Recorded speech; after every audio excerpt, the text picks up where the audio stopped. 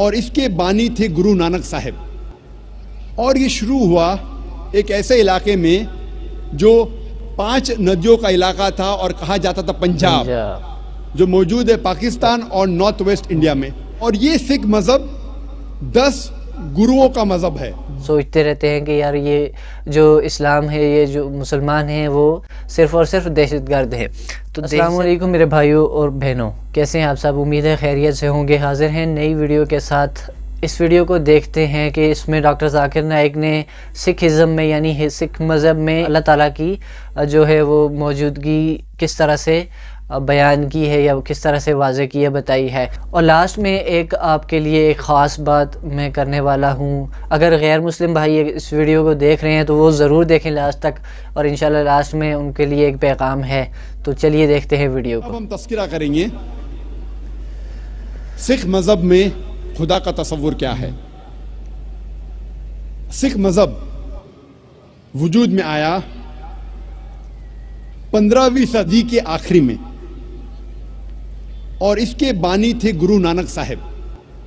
और ये शुरू हुआ एक ऐसे इलाके में जो 5 नदियों का इलाका था और कहा जाता था पंजाब, जो मौजूद है पाकिस्तान और नॉर्थ वेस्ट इंडिया में।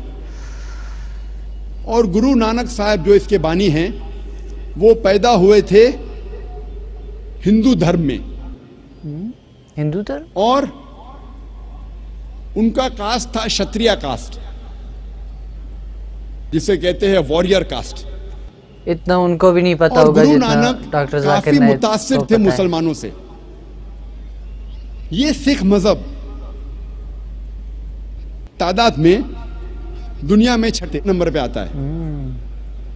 और कई विद्वान कहते हैं कि ये सिखिज़म, सिख मज़हब एक हिंदू मज़हब की शाख है। और सिखिज़म, सिख मज़हब आता है लफ्ज़ शिष्या से, जिसके मानी है स्टूडेंट, फॉलोअर, डिसाइपल, जिसके मानी है तालिब, जिसके मानी है मानने वाला। और ये सिख मज़हब 10 गुरुओं का मज़हब है। सबसे पहले गुरु जो बानी है गुरु नानक साहब, और 10वें गुरु है गुरु गोबिंद साहब। और इस मज़हब की किताब को कहते हैं आदि ग्रंथ या गुरु ग्रंथ साहिब। सिख मज़हब 5 क की बुनियाद पे है। सबसे पहला क है केश, अनकट हेयर, बाल नहीं काटना चाहिए। दूसरा क है कंगा, यानी कंगी, जिससे बाल साफ किया जा सकता है। तीसरा क है कड़ा, मेटल ब्रेसलेट, मेटल का कड़ा। चौथा का है किरपान, डैगर, चाकू, जो अपनी हिफाजत की रखना चाहिए। और 5वां क है कचा, जिसे कहते लॉन्ग अंडरड्रॉ, लुंगी। ये 5 क हर सिख को इसका पालन करना चाहिए। लुंगी मेरे ख्याल में वो। और अगर आप कोई सिख से पूछेंगे कि आपके मज़हब में खुदा का तसव्वुर क्या है, तो सबसे बेहतरीन जवाब अगर कोई सिख दे सकेगा वो है उसकी मज़हब की किताब गुरु ग्रंथ साहिब के पहले वॉल्यूम, पहला अध्याय, पहला मंत्र, जिसे कहते हैं Japu ji. First volume of Guru Granth Sahib, first chapter, first verse called as Japu ji, जिसमें लिखा है कि खुदा एक है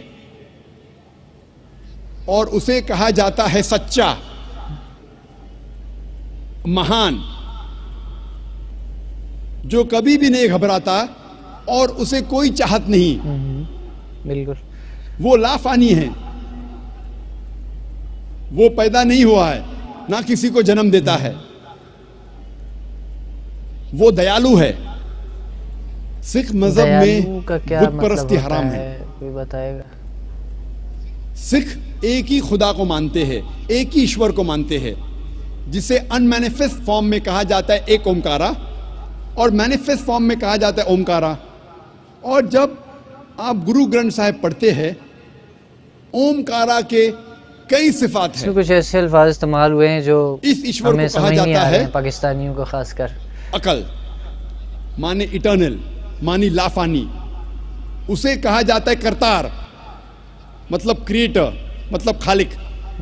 उसे कहा जाता है सत्यनामा, जिसके मानी होली नेम, जिसके मानी पाक नाम।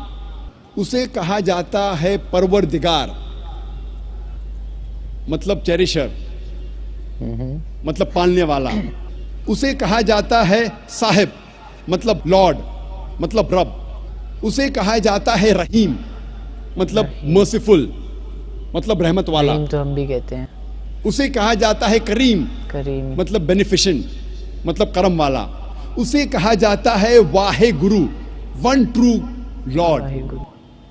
एक ईश्वर, एक सच्चा ईश्वर, एक सच्चा खुदा। सिख मजहब में बुत परस्ती हराम है, और सिख मजहब में अवतार वदा का भी फलसफा नहीं है कि खुदा अवतार लेते हैं इंसान बनते, ये फलसफा नहीं है। और गुरु नानक साहब वो काफ़ी मुतासिर थे संत कबीर से, इसीलिए गुरु ग्रंथ साहिब में कई संत कबीर के दोहे हैं।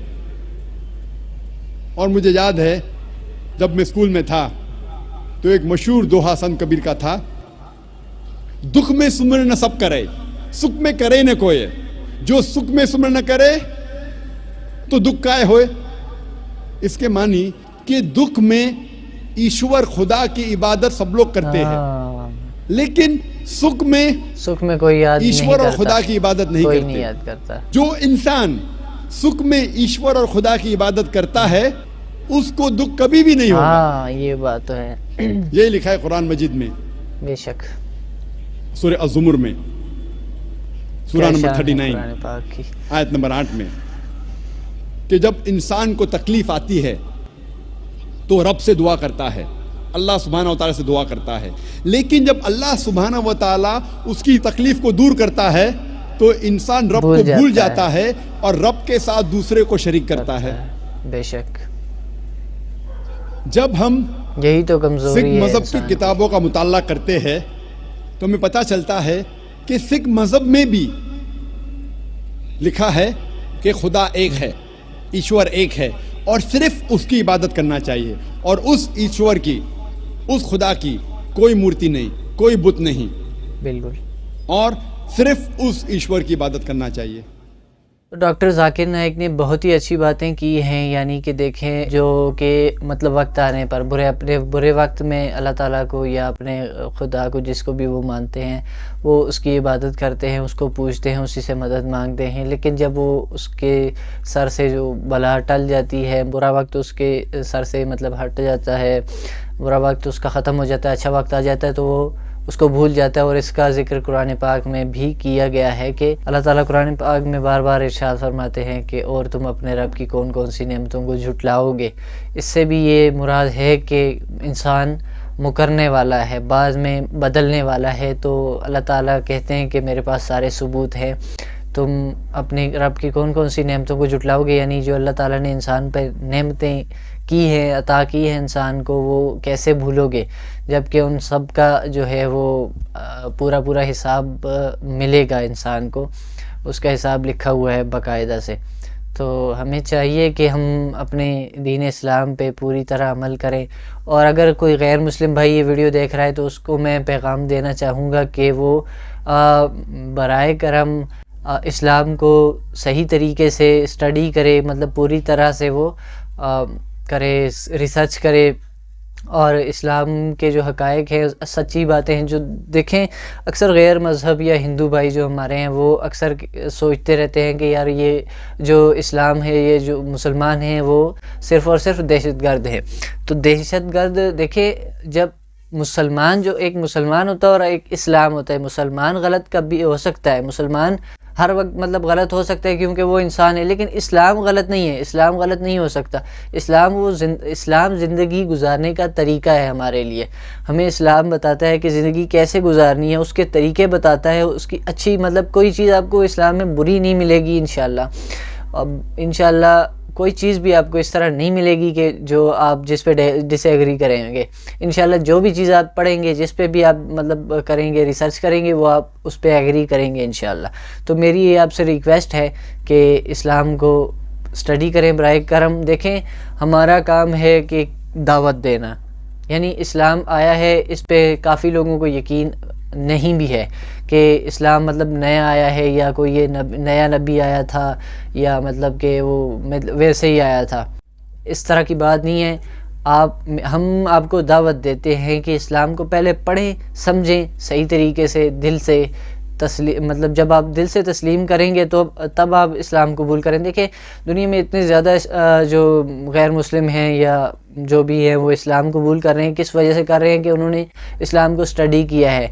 तो हमारा मिशन ये है कि आप भी इस्लाम को स्टडी करें अच्छे से, दिल लगा कर, मतलब कि पूरी तरह से वो इस्लाम को आप जांच पड़ताल करें, उसको समझें। अगर आपकी समझ में आता है तो इस्लाम कबूल करें, वरना इस्लाम में कोई ज़बरदस्ती नहीं है। तो वीडियो अच्छी लगी हो जिसको तो लाइक कर दें, चैनल पे नए हैं तो सब्सक्राइब कर दें। मिलते हैं इंशाअल्लाह नेक्स्ट वीडियो में, तब तक के लिए अपना बहुत ज़्यादा ख्याल रखिएगा। अल्लाह हाफिज़।